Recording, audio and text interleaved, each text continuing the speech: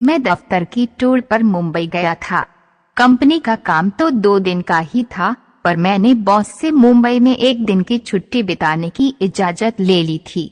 तीसरे दिन शाम की फ्लाइट से मुझे कोलकाता लौटना था। कंपनी ने मेरे ठहरने के लिए एक 4 सितारा होटल बुक कर दिया था। होटल काफी अच्छा था।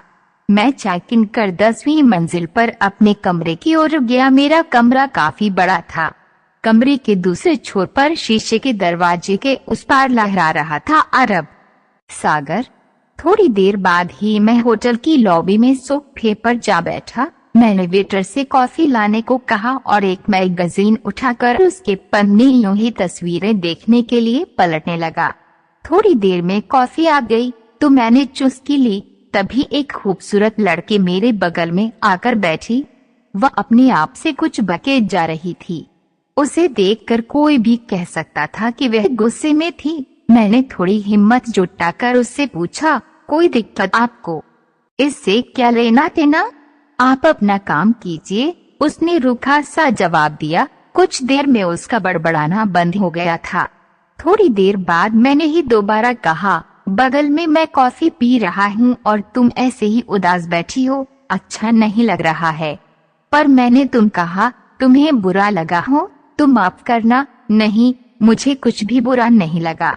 माफी तो मुझे मांगनी चाहिए। मैं थोड़ा ज्यादा बोल गई आपसे। इस बार उसकी बोली में थोड़ा अदब लगा तो मैंने कहा, इसका मतलब कॉफी पीने में तुम मेरा साथ दोगी? और उसके कुछ बोलने के पहले ही मैंने वेटर को इशारा करके उसके लिए भी कॉफी लाने को कहा।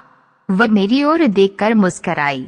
उसने कहा, हाँ भी न भी, बस समझ लीजिए कि आप ही का इंतजार है। और बोलकर वे हंस पड़ी। मैं उसके जवाब पर थोड़ा चौंक गया।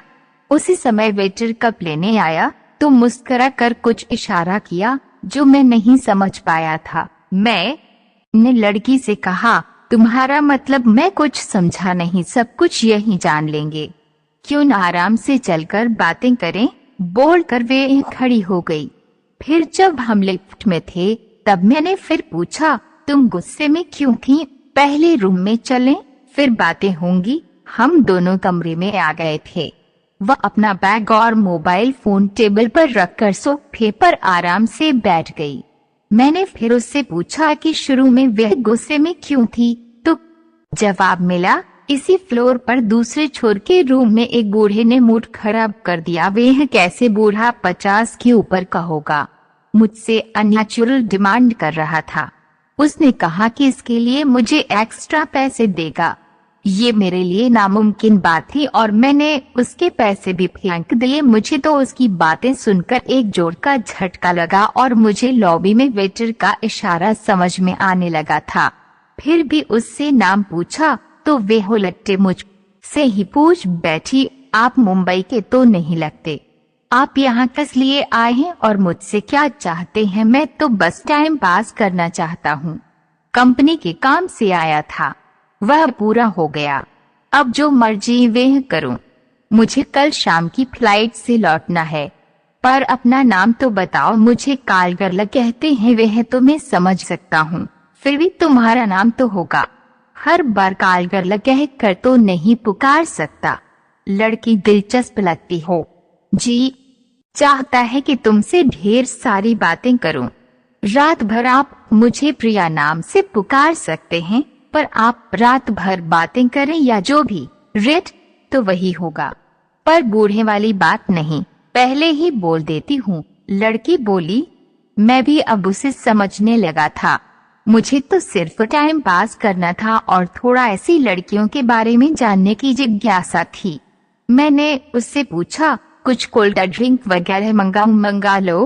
प्रिया बोली, हाँ कुछ सींग कबाब भी चलेगा। तब तक मैं नहा लेती हूँ, बाथरूम में गाउन भी है। यह तो और अच्छी बात है, क्योंकि हम मामूल से निकलकर लड़कियां अच्छी लगती हैं। क्यों, अभी अच्छी नहीं लग रही क्या? प्रिया ने पूछा। नहीं, वह बात नहीं है, नहाने के बाद और अच्छी लगोगी। मैंने रूम बॉय को बुलाकर कबाब लाने को कहा। प्रिया बाथरूम में थी। थोड़ी देर बाद ही रूम बॉय कबाब लेकर आ गया था। मैंने 2 लोगों के लिए डिनर भी ऑर्डर कर दिया। इसके बाद मैं न्यूज देखने लगा। तभी बाथरूम से प्रिया निकली। दूध या सफेद गाउन में वह सच में और अच्छी दिख रही थी। गाउन तो थोड़ा छोटा था ही, साथ में प्रिया ने उसे कुछ इस तरह ढीला बांधा था कि उसके उभार दिख रहे थे। प्रिया सोफे पर आकर बैठ गई। मैंने कहा था न कि तुम नहाने के बाद और भी खूबसूरत लगोगी। प्रिया ने अपनी बहन को फोन किया और वह बाथरूम में चला गया। जाते जाते प्रिया को बोल दिया कि फोन करके नाश्ता भी रूम में ही मंगा ले। नाश्ता करने के बाद मैंने प्रिया से कहा, मैंने एलिफेंटा की गुफाएं नहीं देखी हैं, क्या तुम मेरा साथ दोगी? बेशक दूंगी। थोड़ी देर में हम एलिफेंटा में थे। वहां तकरीबन 2 घंटे हम साथ रहे थे। मैंने उसे अपना कार्ड दिया और कहा, तुम मुझसे संपर्क में रहना। मैं जिस एनजीओ से जुड़ा हूँ उससे तुम्हारी मदद के लिए कोशिश करूंगा। यह संस्था तुम जैसी लड़कियों को अपने पैरों पर खड़ा होने में जरूर मदद करेगी। मैं तो कोलकाता में हूँ, पर हमारी ब्रांच का हेडक्वार्टर यहाँ पर है। थोड़ा समय लग सकता है, पर कुछ न कुछ अच्छा ही होगा। प्रिया ने भरे गले से कहा, मेरे पास आपको धन्यवाद देने के सिवा कुछ नहीं है। इसी दुनिया में रात वाले बूढ़े की तरह 2 पाया जानवर भी हैं और आप जैसे दयावान भी। प्रिया ने भी अपना कार्ड मुझे दिया। हम दोनों लौटकर होटल आए। मैंने रूम में ही दोनों का लंच मंगा लिया। लंच के बाद मैंने होटल से चेकआउट कर एयरपोर्ट के लिए टैक्सी बुलाई। सामान डिक्की में रखा जा चुका था। जब मैं चलने लगा तो उसकी ओर देखकर बोला, प्रिया मुझे तुम्हें और पैसे देने हैं। मैं पर्स से पैसे निकाल रहा था कि इसी बीच टैक्सी का दूसरा दरवाजा खोलकर वह मुझसे पहले जा बैठी और कहा, थोड़ी दूर तक मुझे लिफ्ट नहीं देंगे? क्यों नहीं? चलो, कहाँ जाओगी? एयरपोर्ट। मैंने चौंक कर पूछा, एयरपोर्ट क्यों? क्या मैं एयर ट्रैवल नहीं कर सकती? और आगे से आप मुझे मेरे असली नाम से पुकारेंगे। मैं पायल हूँ और कुछ देर बाद हम एयरपोर्ट पर थे। अभी फ्लाइट में कुछ वक्त है। उससे पूछा, तुम्हें कहाँ जाना है? बस यहीं तक आपको छोड़ने आई हूँ। पायल ने मुस्कुरा कर कहा। मैंने उसे और पैसे दिए तो वह रोते रोते बोली, मैं तो आपके कुछ काम न आ सकी। ये पैसे आप रख लें पायल, तुमने मुझे बहुत खुशी दी है। सबका भला तो मेरे बस की बात नहीं है। अगर मैं एनजीओ की मदद से तुम्हारे कुछ काम आऊं तो वह खुशी शानदार होगी।